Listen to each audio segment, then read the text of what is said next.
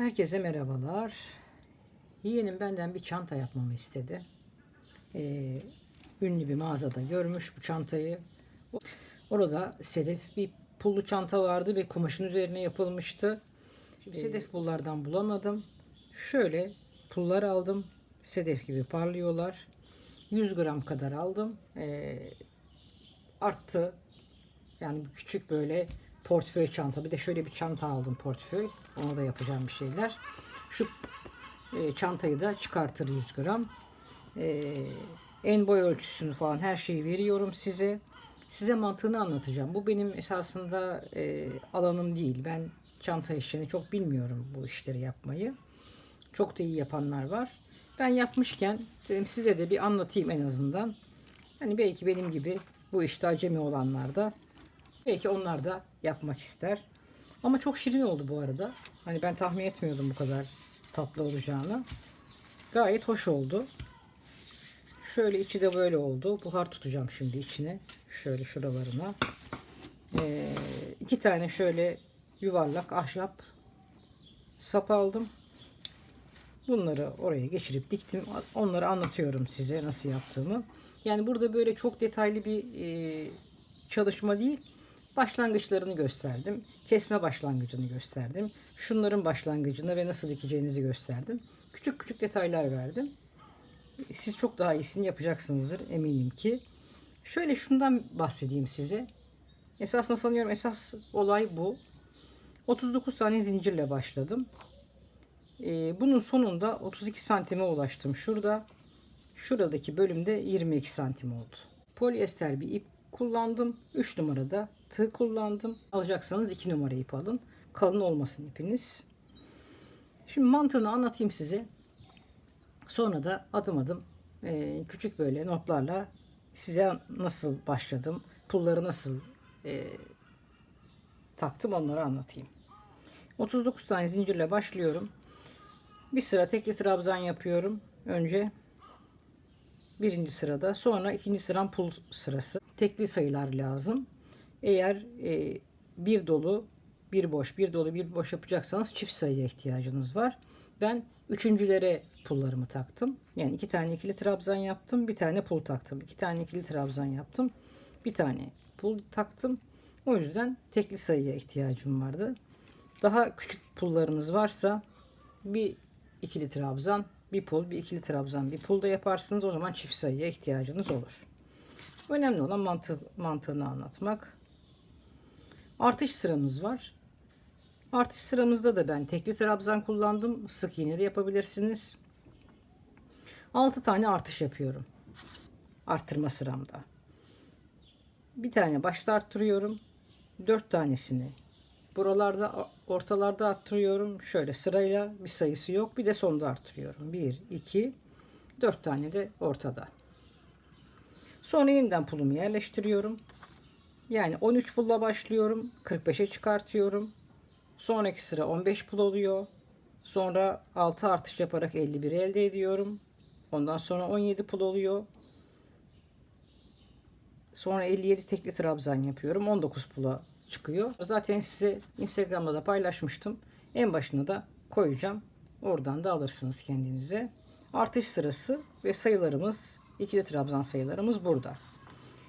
Ben 12. pul sırasından sonra 23 pula ulaştım. Yani 11. sırada 6 tane artış yaparak 69 tekli trabzana ulaştım. Ve artık orada arttırma kısmımı bıraktım. Pul sıramda da 23 tane pul elde ettim. Bundan sonra hep 69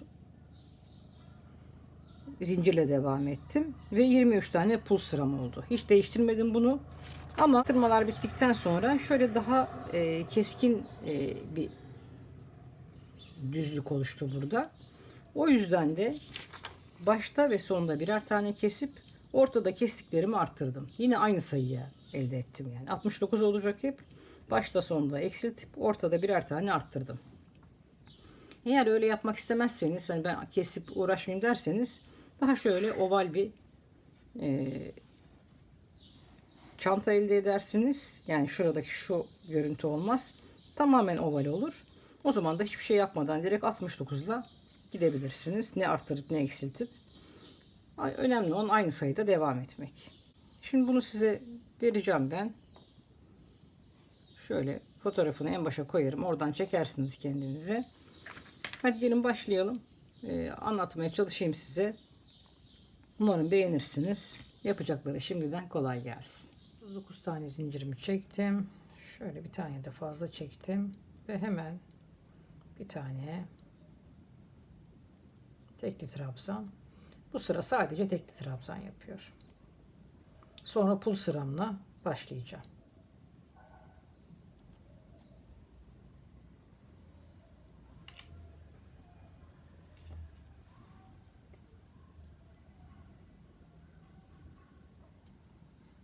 Şöyle şu boşluğa değil de şu ikisinin arasındaki boşluğa girin. Daha düzgün olur. Şuradaki boşluğa değil, şu alttaki boşluğa. Şimdi 39 tane tekli trabzanımı yapıp geliyorum. 39 tane tekli trabzanımı yaptım. Şimdi şöyle döndürdüm. Bakın. Hemen şöyle içine bir giriş yaptım. Bir de zincir çektim. Şöyle ikili trabzan yapmış oldum. Öyle delik olmuyor böylece. Şimdi bir tane daha yapıyorum. 2 tane ikili trabzan, bir tane pul. 2 tane ikili trabzanımı yaptım. Pulumu aldım. Doladım. Şuradan geçirdim. Diğerini de geçirdim. Pulumu da doladım. 2 tane ikili trabzan.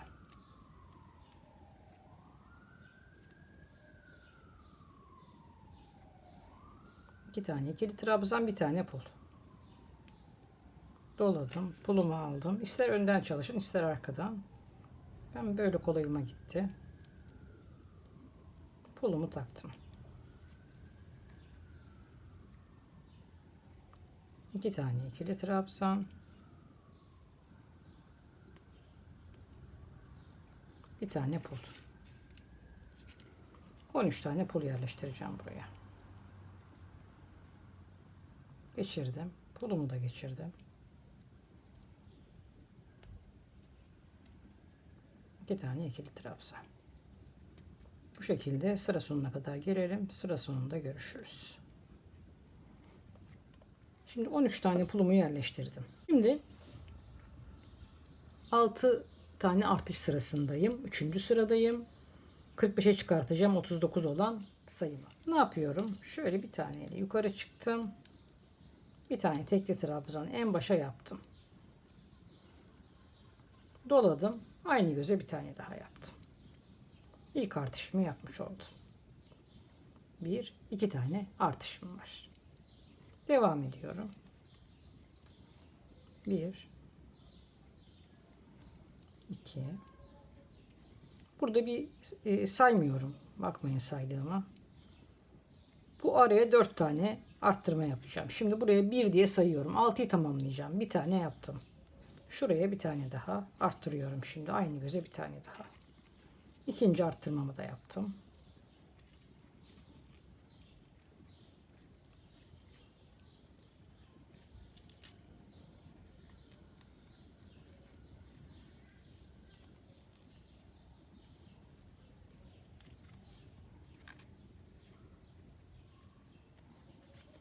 Şimdi üçüncü arttırmamı yapıyorum.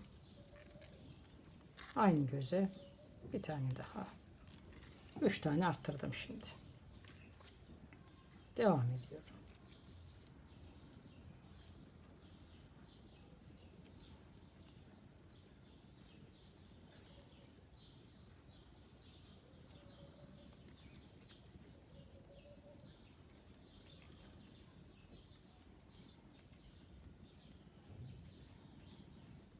Şurada 4. arttırmamı yapıyorum. Hiç bakın saymıyorum. Belirli aralıklarla arttırıyorum. 4 tane arttırdım. Şimdi bir tane şurada arttıracağım. 5. arttırmamı. 6. da en başta.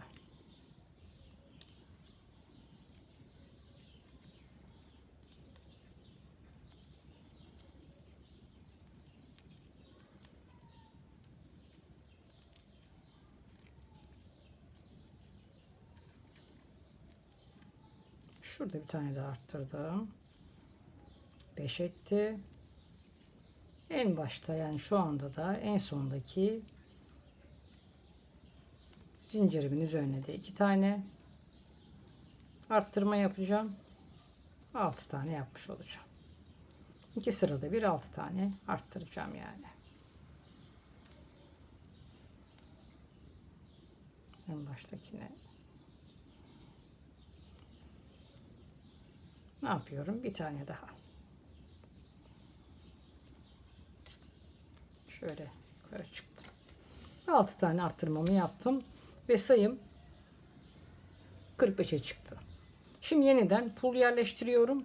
Bu sefer 15 tane pul yerleştireceğim. 2 tane aynı göze yaptım. Bir tanesi şu, bir tanesi şu. Şöyle döndüm. Hemen şuraya bir giriş yaptım. İkili trabzanda bir tane ile şöyle ikili trabzan yapmış oldum.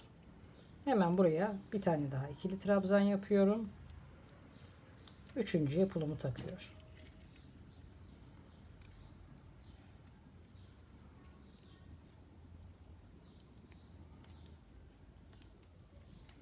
İki tane.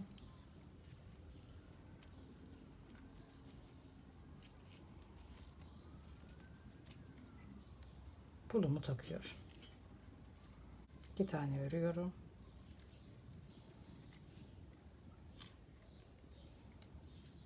Mantığımız bu. Ben şimdi bunu bitireceğim. Artış sıralarımı, pul takmayı gösterdim. Artışı gösterdim. 2 sırada bir de pulumu takıyorum. Şimdi 15 tane pulum olacak. Şöyle göstereyim. Bakın ikinci sırayı da yerleştirdim. Şimdi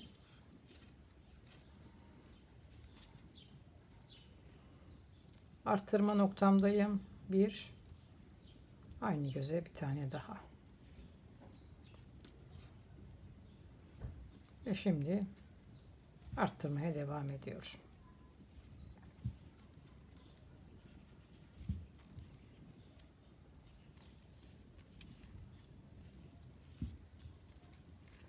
Şurada bir tane arttırayım. Hiç bakmıyorum.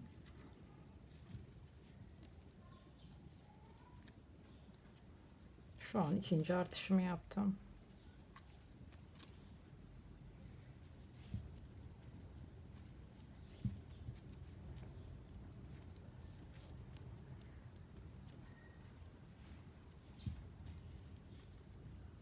Üçüncüyü yapıyorum. Bu şekilde devam ediyor. Bir kere daha göstermek istedim. Burayı en başta söylediğim gibi sık iğne de yapabilirsiniz. Ben tekli trabzanla daha rahat çalışıyorum. O yüzden tekli trabzan yaptım ama sık iğne de olur. Böylece devam ediyorum. Burada arttırmalarımı tamamlayacağım. Bir üst turda yeniden pullarımı yerleştireceğim. 15'ti 17'ye çıkartacağım.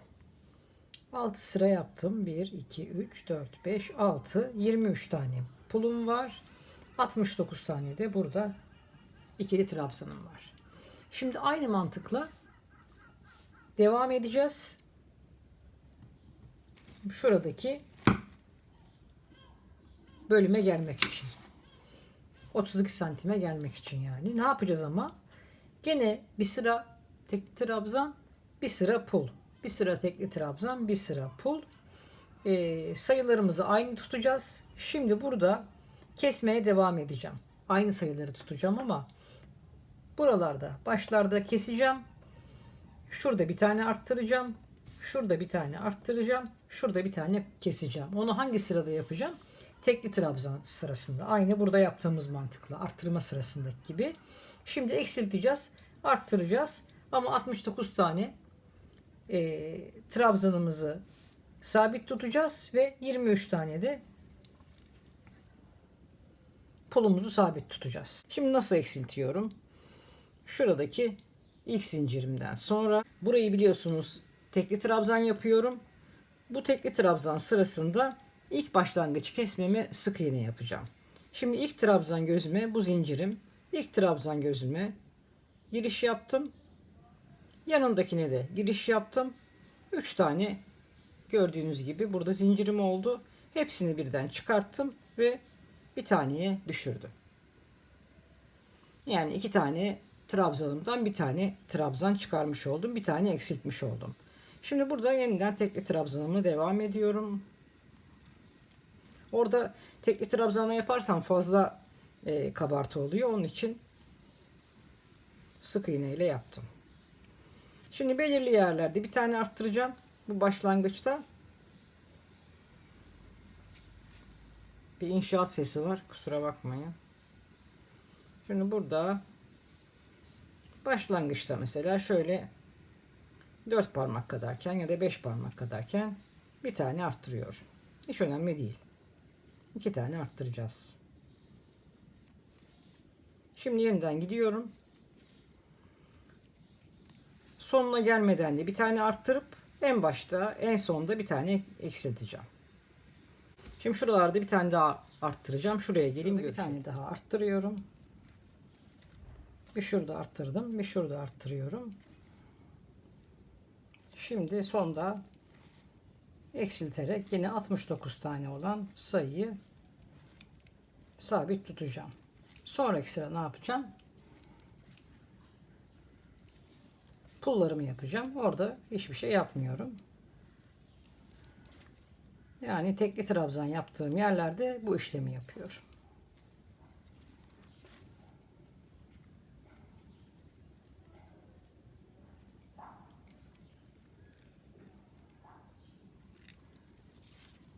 Ne yapıyorum? Şunu ve bunu beraber aldım. Kestim. Döndürdüm. Şimdi burada 69 sayımız var. Şurada kestim, burada kestim, burada arttırdım. Tekli trabzan bölümünde. Şimdi ne yapacağım? Yanındakine bir tane yapıyorum.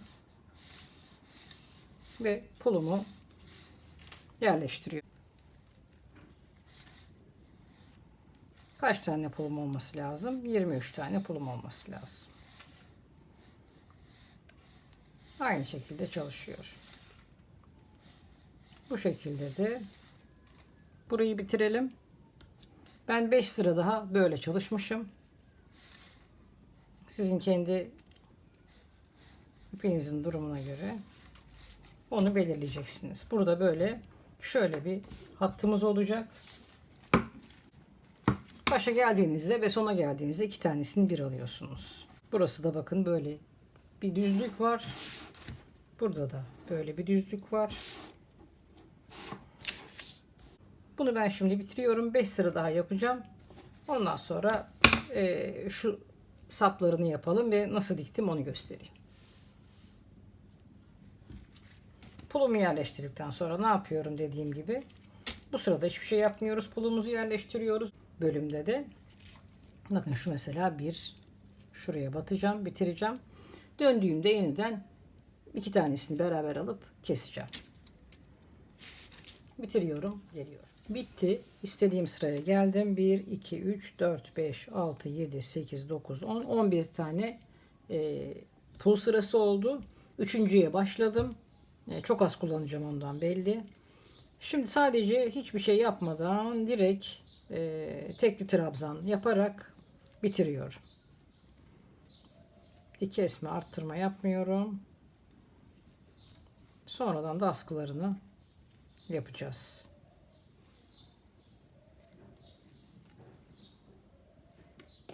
Şimdi etek ucunu bitirdik ve burada 39 tane sık iğnemin üzerine şimdi 7 tane buraya önce bir sık iğne yapıyorum. En baştan başladım.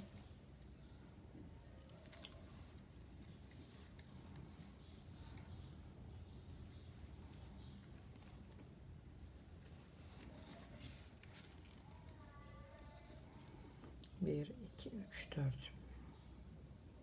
1, 2, 3, 4, 5.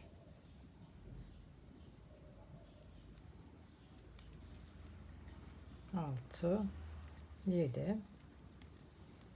Geri döndüm. Ve sık iğne.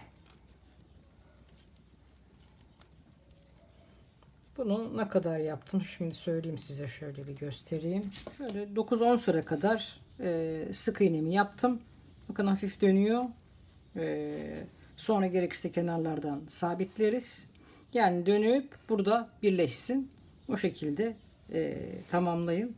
10 sıra kadar sık iğne yapacağım. Üçünü de yerleştirdim. Önce başı ve sonu yaptım. Sonra birer birer sayarak tam ortayı buldum. Ortaya da 7 tane çalışma yaptım. Nasıl dikiyorum? Dikme konusu bende biliyorsunuz zayıf. Uzun bıraktım ipini. Dikerken kolaylık olsun. Şöyle buraya tutturuyorum. Sonra isterseniz onu sabitlersiniz.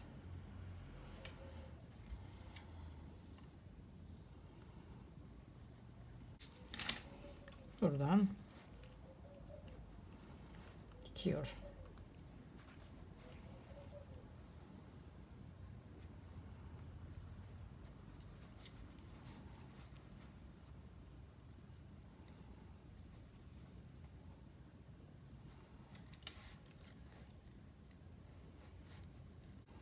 Bu şekilde de dikeceğim.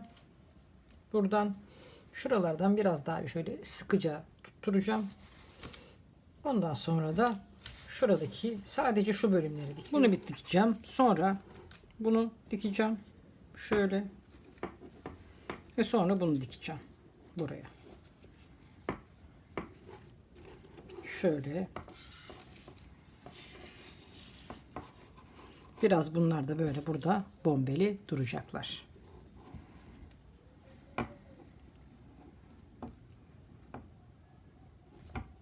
Böyle düzelteceğiz. Dikeceğiz. Çantamız hazır olacak. Çantamız bitti. Umarım beğenmişsinizdir. Başına sonuna fotoğraflarını koyarım. Yapacaklara şimdiden kolay gelsin. Kendinize iyi bakın. Sağlıcakla kalın. Hoşça kalın.